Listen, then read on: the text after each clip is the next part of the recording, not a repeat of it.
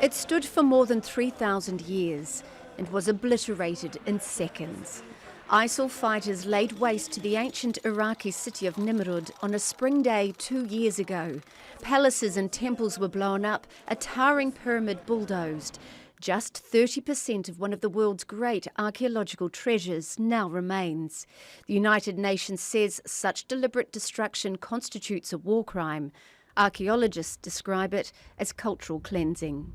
Islamic State has used these deliberate destructions of cultural heritage to attack cultural memory, cultural identity, and cultural diversity in a systematic campaign of cultural cleansing throughout the region. Now that groups such as Islamic State have established the destruction of cultural heritage and the theft of cultural property as important parts of jihadi terrorism, other groups are going to do the same.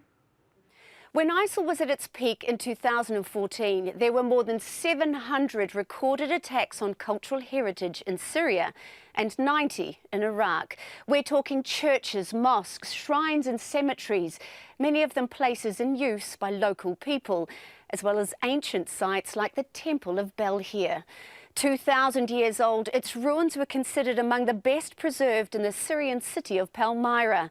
This is it before and now after ISIL had been through. Only the main entrance arch survived the explosives. ISIL fighters revelled in the attention, filming themselves on their spree of destruction. This at Mosul Museum in Iraq. Most of its ancient treasures were looted to finance ISIL's war. But monitoring groups say there's evidence it wasn't always ISIL. Syrian government forces and members of the Syrian opposition are implicated too. Innovations in digital technology are offering hope that all is not lost, preserving the archaeological knowledge for future generations. 15 years after the Afghan Taliban blew up the Buddhas of Bamiyan, the International Criminal Court gave a 9-year prison sentence to a man who helped destroy the fabled shrines of Timbuktu in Mali.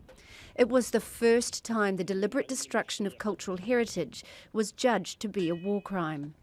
Mali's ancient sites have now been rebuilt, and archaeologists are returning to the rubble of ancient treasures elsewhere.